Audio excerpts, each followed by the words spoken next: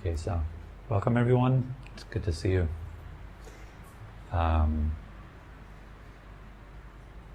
Today we're going to go a little bit deeper into the third preparation.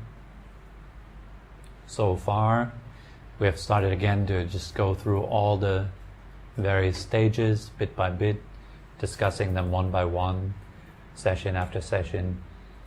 And so far we have covered the first stage of preparation, which is the posture, which is supposed to be upright and at the same time relaxed, soft and open. Then the second preparation is your breath, serving almost like a bridge between the body and the mind. The breath is supposed to be comfortable and deep. Deep only until the end of stage 1 in the practice. Then just be comfortable with your breathing. Then the third preparation is the attitude. So this is our inner posture. The way we do the practice, how you do it. So here it's not so much about the technique, but it's more about how you're doing it, how you approach it. How you approach yourself also throughout the practice. How you treat yourself. How you treat the various things that pop up while you're practicing. Or throughout the day, just in general. Most of us are probably busy mentally, some are continuously managing stuff. That's the most natural kind of way our minds behave. There's this idea of me, and then from that idea we constantly look at ourselves and what goes on within us, for example, in terms of whether it's pleasant or unpleasant or neutral, and then we proceed trying to do something to it. For example, when we're experiencing something pleasant, the activity is trying to keep it, trying to enhance it, trying to make it deeper, grabbing it, holding it, in a way. And when we're experiencing something unpleasant, then our reaction to it is trying to get rid of it, pushing it away. There's a certain dislike.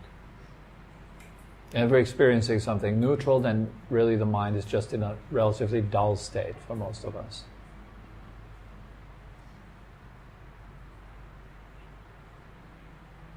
If you look at the way you're experiencing your day-to-day activities and experiences in life, then you see that most of us are continuously kind of hovering in this neutral zone, and then occasionally there's like a bit of a spike going into positive, feeling happy, elated, and then sometimes it goes down into the negative, feeling not so good. And it's very often not that extreme, actually. We're not often experiencing extreme events, like extreme bliss or extreme torment. That happens relatively rarely, fortunately. It would be unbearable if that would be a frequent occurrence. Most of us experience this kind of up and down, like a gentle kind of up and down throughout the day. And so what attitude does here, the awareness of our attitude, encourages us to become aware of how we relate to whatever goes on in the field of your experience. And only through that then can we relate to other people in a wholesome way as well. So by understanding ourselves deeply, can we understand other people as well. If you understand the mechanics that are going on in your mind, they're actually quite basic. They're very simple. We're trying to be happy. If you just want to narrow it down to that simple point. All of us are constantly trying to be happy, and we're constantly also at the same time trying not to suffer. As I always say that, you're doing that almost every few minutes with your posture, just adjusting. That reflects that search, right? We're trying to maintain a comfortable state in the body there. But the same is true for the mind, it's just faster. The mind is constantly searching for something. It either searches in the future for a better future, and then there's hope and fear, anticipation, or it searches in the past. It looks around in the past for something to hold on to somehow and enjoy for a bit longer. So the habit of taking pictures, for example, reflects that a little bit. Taking photographs, trying to keep something so you can then enjoy it later.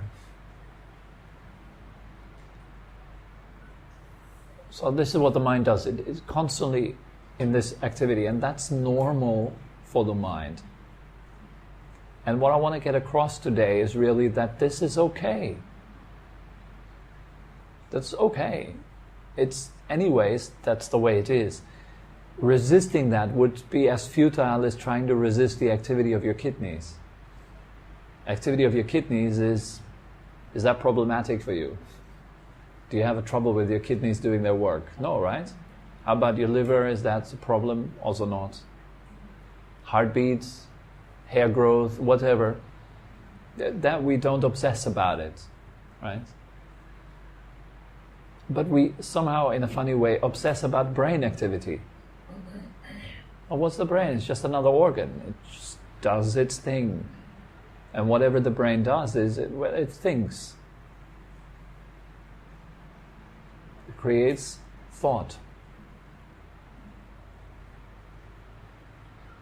That's just lower aspects of the mind, just brain activity.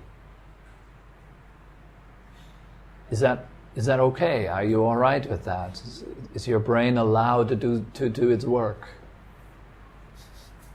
For many people, and particularly for meditators here, it's not like that.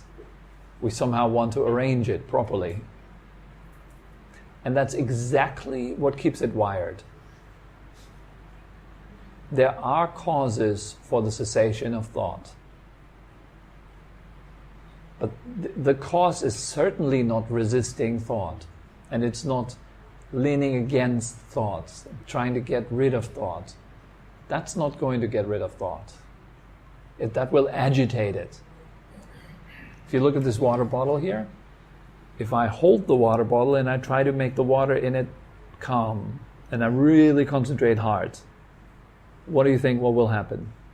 Will it ever be fully calm? No? If I use my meditative magic powers, can I make it calm? No. Why not?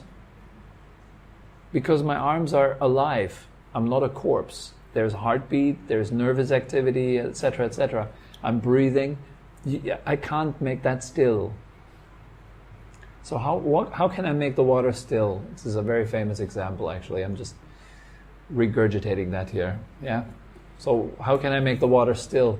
Put it down. I put it down. And there is some magic happening now. If you just look, the water becomes still all by itself.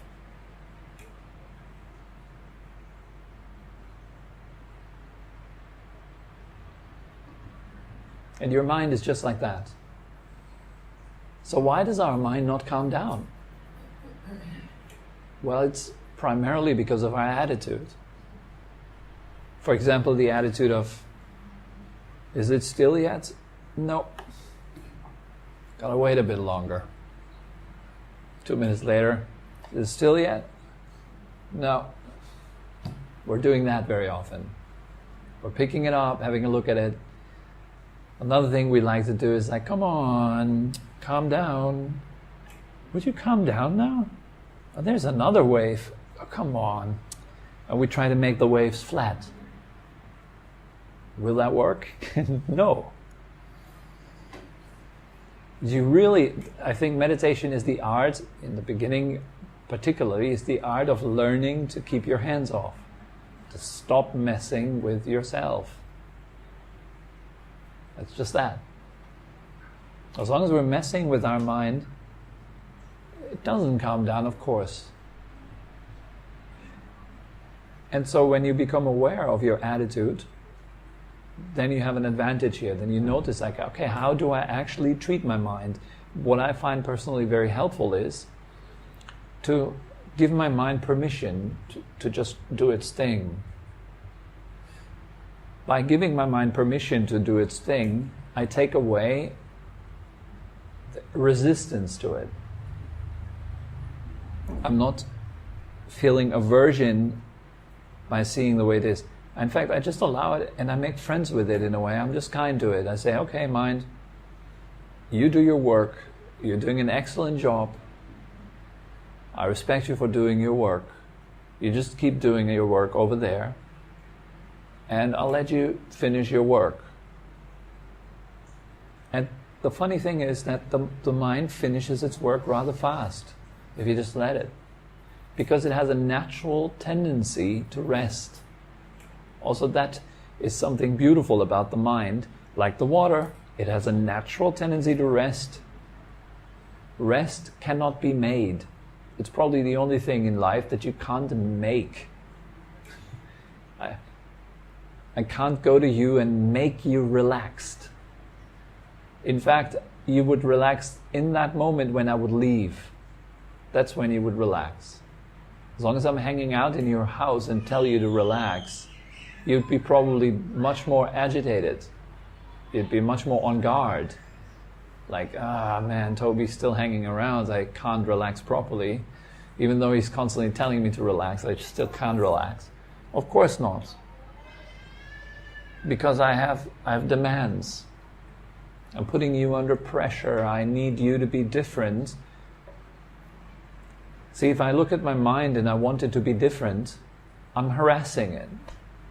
I'm not respecting it. I'm not giving it love and kindness. And so how can it ever be calm? If you hang out with your best buddy, with your best friend, you can relax. You can be yourself. Because there is not much demands. Your best friend, he just puts you down and lets you hang out there. And if you're shaky, fine. If you're not shaky, that's also fine. So in meditation practice, you want to learn, first of all, that's why it's a preparation to adjust your attitude. The cool thing about your mind is that you can do that. You can adjust your attitude towards yourself. And you can be friendly to yourself.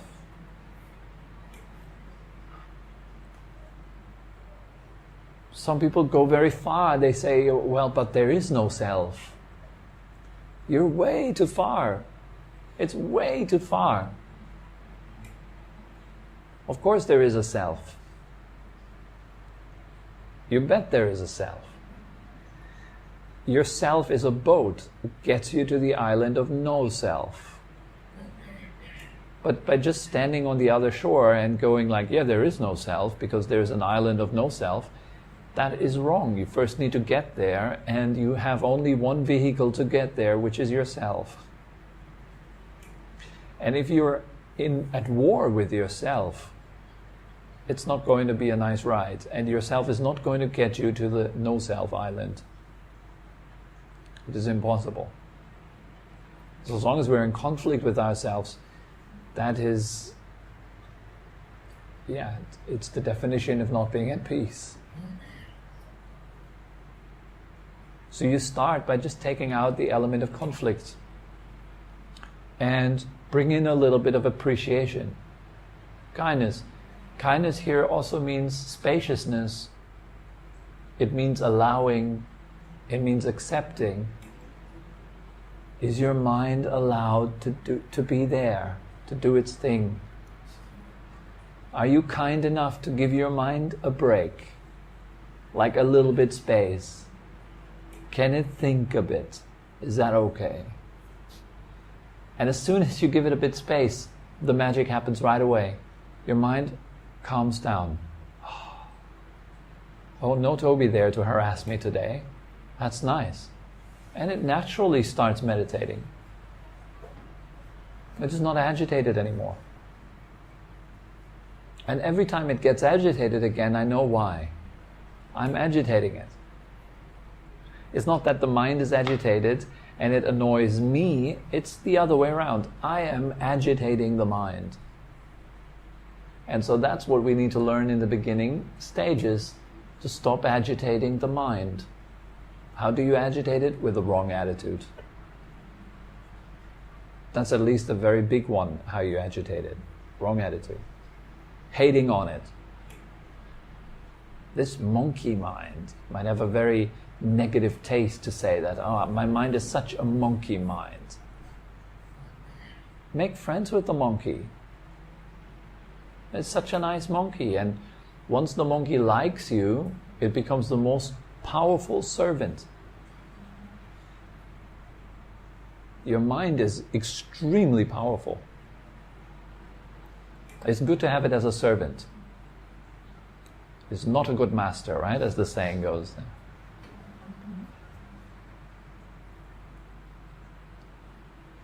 But it's a very good servant. And it can only become a good servant if it has a good relationship with you. So yes, we need to talk in terms of having a relationship with yourself, having a relationship with your mind, how you treat your mind, so because that's what we anyways do.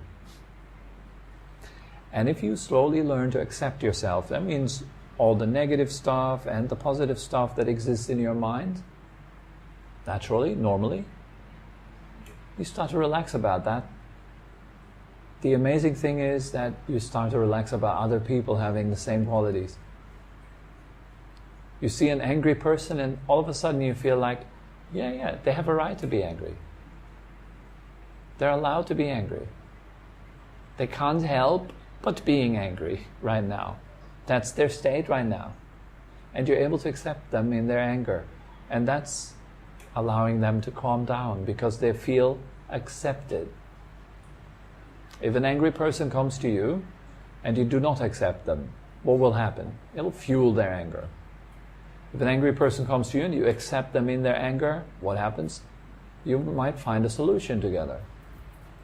Because that's all angry people want. They want to be seen and they want to be heard, and they're just throwing a tantrum because they feel not seen and not heard, not respected. Of course they're angry. Well, I would be angry if somebody wouldn't respect me or walk all over me, and so then there would be anger. Isn't that natural for the mind to react like that? So instead of starting from this holier than thou attitude and saying, I shouldn't be angry, it is more important to see the truth of the matter and actually see, there is anger. And anger has a right to exist. It's normal. It's all right. It's okay to be there. So you take out the element of conflict with anger. You take out the harmful negative reaction to your anger. And the anger does what the water does. It calms down. It's been heard, it's been seen, did its job. What's pain doing in your life? Well, pain tells you that you're doing something hurtful. You're doing something that's causing illness to the body. So pain is a warning signal. What happens if you don't listen to the warning signal? It gets more intense. And eventually, what will happen? It will turn into disease, illness.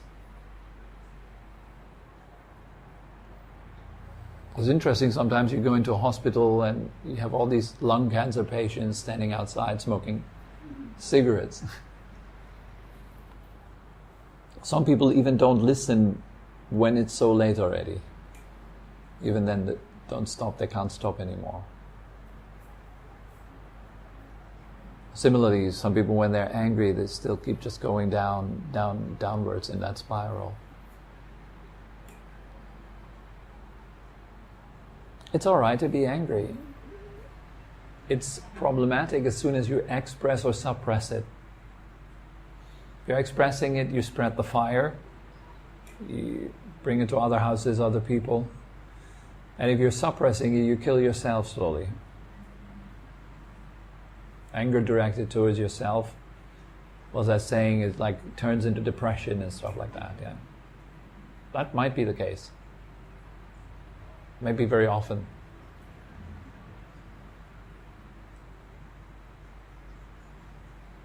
And all this aversion, this anger, and this holding on to things, and this managing and controlling and trying to achieve something, it's all based on this idea, I'm not good enough. I must make myself into something better. What kind of attitude is that?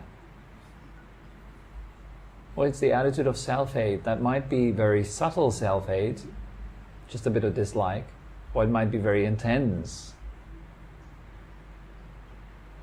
You might hate yourself to the point of suicide. So you actually want to get rid of yourself for real.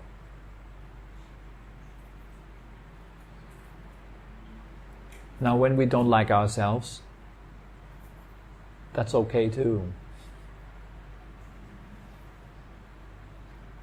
The point that I'm making here in today's talk is that whatever state arises in you at that very moment, it is okay. That's kindness. That's kindness. If somebody can accept you fully as who you are, with your past, your fears, your worries, your happiness, your successes, everything, if they can completely receive you and accept you fully, it's wonderful.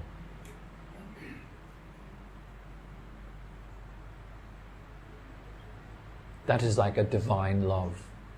Somebody that loves everything about you. Doesn't mean, I said that last time, that they like everything about you. It means they accept everything about you fully. You're all right. Everything is fine. It's okay. That's wonderful. It gives us a great relief. So that's kindness. That's one possible attitude that's very powerful. When kindness encounters suffering, already had that last week, it turns into compassion. Compassion is expressed by the wish, may you be free from suffering. May I be free from suffering. It's what a mother feels when she sees her child being injured. It's what you feel when you see your loved one injured or unhappy. You wish them to be free from that pain, from that suffering, because you understand it. You can relate to it. Or particularly if you can relate to it. Imagine you've been struggling with shame for a long time. And all of a sudden someone comes along and says, oh, I feel so ashamed about myself. You could relate to them. You would understand them, and there would immediately be a connection. That's the power of compassion. You can understand. You don't come to them and say, well, you shouldn't be ashamed though. You say, I know exactly how you feel, man. And it's horrible. Boop, you have a connection. One time I was talking with my teacher and I was feeling very much alone on this entire world. Like what I'm doing, how I spend my day and everything, it gave me a feeling of being super alone in everything. Like, who can I share this with? Who can understand what I'm going through right now? And so I wrote to my teacher and I told him I feel very alone. And to my great surprise, he didn't give me any advice back, but he said, me too, I feel that very often. And that made everything okay. Just being understood, just compassion. Well, that's something very nice. The third powerful quality is what kindness feels when it encounters happiness. If you see other people that are happy, what do you feel about them? You enjoy, right? You're able to have sympathetic joy. It's called mudita. You enjoy other people's success. You enjoy when you see someone going up, someone's growth, someone's good health. It's a direct antidote to jealousy. It's the opposite of jealousy. Enjoying other people's success and well-being, wishing that onto them, is kindness. Wishing them free from suffering is compassion. Kindness is a direct antidote to anger. Compassion, direct antidote to cruelty. The wish to see someone else suffer, that's cruelty. Right? We have that a lot. I have that in my mind. You see someone doing something that annoys me, I wish them to experience the same pain.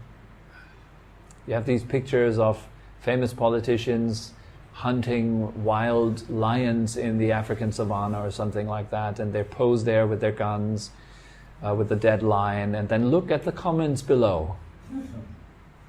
Somebody should shoot them and skin them alive, these bastards, these... you wonder why the world is the way it is.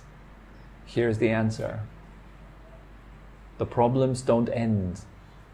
They continue in other people observing the problem. So that's why these problems never end. They're just transferred. The anger, the hate. That's the problem. It strikes me that we don't see that. The problem is not that somebody killed a lion. The problem is anger, hate, cruelty, etc., etc. And we all have that. And of course we don't want to see it within ourselves, so we see it within others, and when we can see it within others, we can at least feel a bit better than them for a short while. At least I am better. I'm above somebody else. And some people really get off on that, feeling so holy and so good because somebody else is so dirty and so bad. It's the self-righteous amazingness of myself. It's important to stay humble. Very important. It's very, very fast. Life changes on all of us. And we're in a situation of complete helplessness and powerlessness. And so it's important to contemplate that we are all in the same situation. All of us want to be happy. It doesn't matter what we act or what we do. We all seek the same. We all try to avoid the same. It's just our methods differ because we don't know any better. You remember Jesus? What did he say on the cross when somebody was torturing him and one of his disciples stood up and wanted to take revenge? Said, "Forgive them, they do not know what they do." That's direct advice. That's as direct and practical as a TV manual. Couldn't get more practical. It's to be done. Forgive. Forgiving is divine, hating on someone else, that's hellish. It's hell. Hate is hell. Anyone who harbors hate, it is hell. They are already in hell. Anyone who is able to forgive even the most gruesome acts, they are already in heaven. Heaven and hell are in the mind. They're in your heart. They're not outside. And they are in these states. That's why they're called divine abidings, divine state. And you have the fourth state, which is equanimity. The ability to take suffering and happiness with equanimity. Not being carried away by either state, because the world will continuously offer you both. Every day you can see, sometimes you feel good, sometimes not. Is that okay? Equanimity allows these states to come and go without getting pulled away by it. So, equanimity is a stability that you need in order to manifest kindness and compassion properly without being partial. So I'm being kind to that person because I get some benefit from them. And I'm being compassionate to that person because I like them, they're my friends. But equanimity allows you to be impartial and divine in your kindness and your compassion, meaning everybody is included. Because everybody is just like you, essentially. Some people just had the incredible misfortune having been conditioned by an environment that is devoid of any goodness. They have learned nothing but hate, maybe. Their parents were hateful, their neighbors are hateful. What do we expect? Do we expect a child to be then becoming loving out of nothing and kind and understanding? Impossible. It is not possible. Therefore, forgive them. They do not know what they do. We are all equally ruled by our conditioning, so it is important to forgive, to understand that, and we can only see that within ourselves. Once we see it within ourselves and let it go and forgive, we can do that to other people, and we naturally do it. And it all starts with the simple act of meditation. Can you receive your darkness as well as your light? Can you be kind to both? Can you allow what exists to exist?